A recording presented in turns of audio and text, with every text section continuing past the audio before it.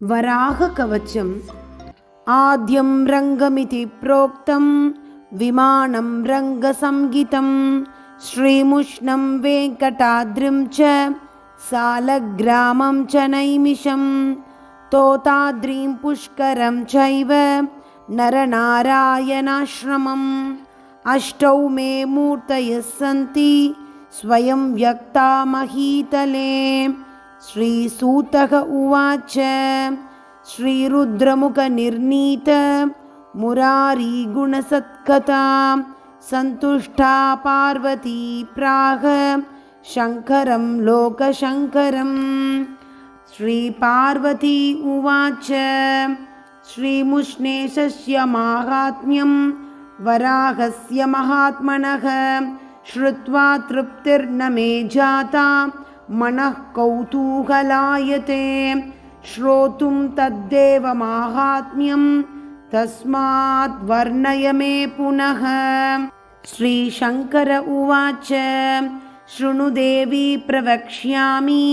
श्रीमुष्णेशस्य वैभवं यस्य श्रवणमात्रेण महापापैः प्रमुच्यते सर्वेषामेव तीर्थानां तीर्थराजोऽभिधीयते नित्यपुष्करिणी नाम्नी श्रीमुष्णेया च वर्तते जाताश्रमापहा पुण्या वराहश्रमवारिणां विष्णोरङ्गुष्ठसंस्पर्शात् पुण्यदा खलु जाह्नवी विष्णो सर्वाङ्गसम्भूता नित्यपुष्करिणी शुभा महानदी सहस्रेण नित्यदा सङ्गता शुभा सत्कृत्स्नात्वा विमुक्तागः सद्यो याति हरेः पदम् तस्या आग्नेयभागे तु अश्वत्थच्छाययोदके स्नानं कृत्वा पिप्पलस्य कृत्वा चापि प्रदक्षिणं दृष्ट्वा श्वेतवराहं च मासमेकं नयेद्यति कालमृत्युं विनिर्जित्य श्रिया परमया युतः आदव्याधिविनिर्मुक्तो ग्रहपीडाविवर्जितः भुक्त्वा भोगाननेकांश्च मोक्षमन्ते व्रजेद्ध्रुवम् अश्वत्थमूलेर्कवारे नित्यपुष्करिणीतटे वराहकवचं जप्त्वा शतवारं जितेन्द्रियः क्षयापश्मारकुष्ठाद्यैः महारोगैः प्रमुच्यते वराहकवचं यस्तु प्रत्यहं पठते यथि शत्रुपीडा विनिर्मुक्तो भूपतित्वमवाप्नुयात् लिखित्वा धारयेत्यस्तु बाहुमूले गले तव भूतप्रेतपिशाचाद्याः यक्षगन्धर्वराक्षसाः शत्रवो घोरकर्माणो ये चान्ये विषजन्तवः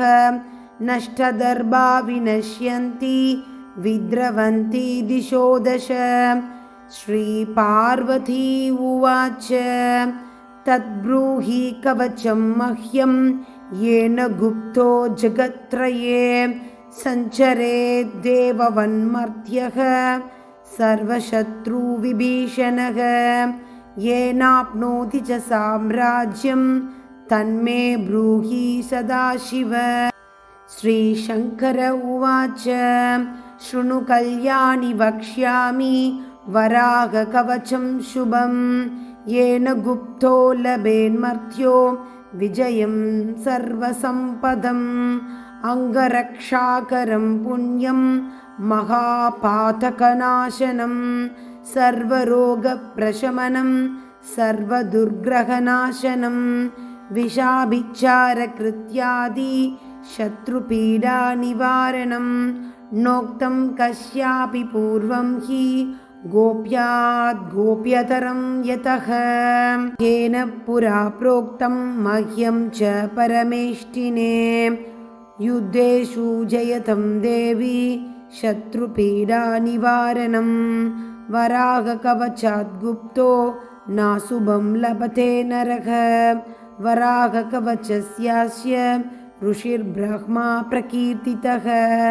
छन्दोनुष्टुप् तथा देवो वराहो भूपरिग्रहः प्रक्षाल्य पादौ पानी च सम्यगाचम्यवारिणा कृतस्वाङ्गकरन्यासः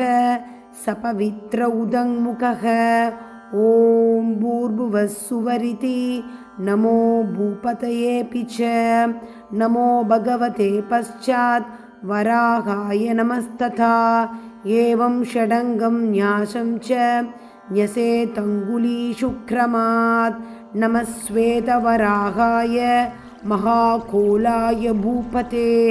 यज्ञाङ्गाय सुभाङ्गाय सर्वज्ञाय परात्मने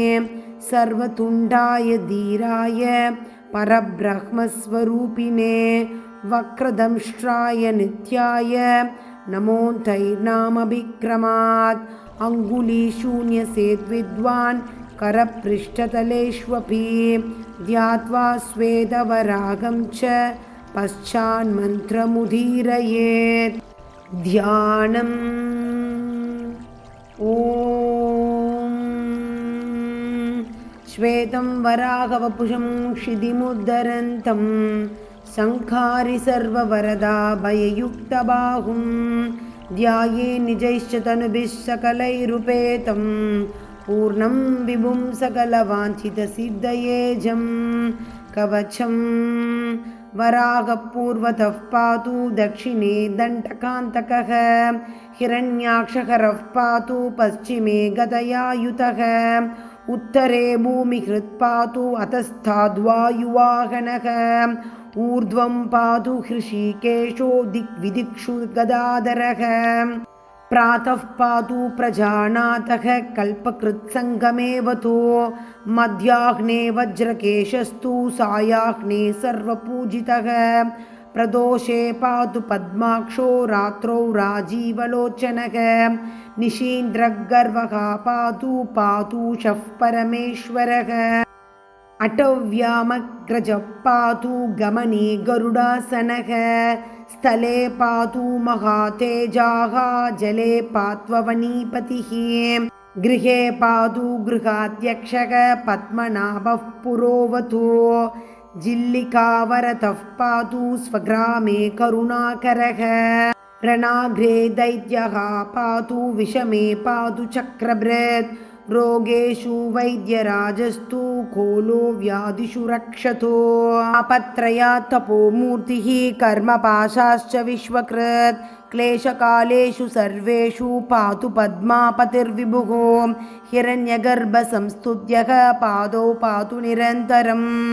गुल्पौ गुणाकरः पातु जङ्गे पातु जनार्दनः जानु च जयकृत् पातु पुरुषोत्तमः रक्ताक्षो जगने पातु कटिं विश्वम्भरोऽवतु पार्श्वे पातु सुराध्यक्षः पातु कुक्षिं परात्परः नाभिं ब्रह्मपिता पातु हृदयं हृदयेश्वरः महादंष्ट्रस्तनौ पातु कण्ठं पातु विमुक्तिदः प्रभञ्जनपतिर्बाहु करौ कामपितावतु हस्तौ हंसपतिः पातु सर्वाङ्गुलीर्हरिः सर्वाङ्गश्चिबुकं पातु पात्वोष्टौ कालनेमिका मुखं तु मधुहा पातु दन्तान् दामोदरोऽवतु नासिकामव्ययः पातु नेत्रे सूर्येन्दुलोचनः पालं कर्मफलाध्यक्षः पातु कर्णौ महारथः शेषशायी शिरः पातु केशान् पातु निरामयः सर्वाङ्गं पातु सर्वेशः सदा पातु सतीश्वरः इतीदं कवचं पुण्यं वराहस्य महात्मनः यः पठेत् शृणुयाद्वापि तस्य मृत्युर्विनश्यति तं नमस्यन्ति भूतानि भीताः साञ्चलिपाणयः राजदस्युभयं नास्ति राज्यभ्रंशो न जायते यन्नामस्मरणात् भीताः भूतवेतालराक्षसाः महारोगाश्च नश्यन्ति सत्यं सत्यं वदाम्यहम् कण्ठे तु कवचं बद्ध्वा वन्त्या पुत्रवती भवेत् शत्रुसैन्यक्षयप्राप्तिः दुःखप्रशमनं तथा उत्पातदुर्निमित्तादि सूचितारिष्टनाशनं ब्रह्मविद्या प्रबोधं च लभते नात्र संशयः धृत्वेदं कवचं पुण्यं मादाता परवीरः जित्वा तु शाम्बरीं मायां दैत्येन्द्रानवदीक्षणात् कवचेनावृतो भूत्वा देवेन्द्रोऽपि सुरारिः भूम्योपदिष्टकवच धारणान्नरकोऽपि च सर्वावद्यो जयी भूत्वा महतीं कीर्तिमाप्तवान् अश्वत्थमूलेर्गवारे नित्यपुष्करिणी तटे वराहकवचं जप्त्वा शतवारं पठेत्यधि अपूर्वराज्यसम्प्राप्तिं नष्टस्य पुनरागमं लभते नात्र सन्देहः सत्यमेतन्मयोदितं जप्त्वा वराहमन्त्रं तु लक्षमेकं निरन्तरं दशांसं तर्पणं होमं पायसेन घृतेन च कुर्वन् त्रिकालसन्ध्यासु कवचेनावृतो यदि भूमण्डलाधिपत्यं च लभते नात्र संशयः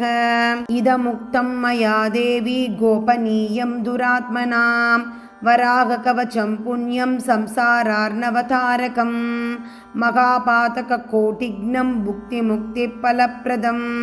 वाच्यं पुत्राय शिष्याय सद्वृत्ताय सुधीमते श्रीसूतक उवाच इति पत्युर्वचः श्रुत्वा देवी सन्तुष्टमानसा विनायकगुहौ पुत्रौ प्रपेदे द्वौ सुरार्चितौ कवचस्य प्रभावेन लोकमाता च पार्वती यैदं शृणुयान्नित्यं यो वा पठति नित्यसः समुक्तः सर्वपापेभ्यो विष्णुलोके महीयते इति श्रीवराहकवचं सम्पूर्णम्। ॐ श्रीवराहस्वामिने नमः।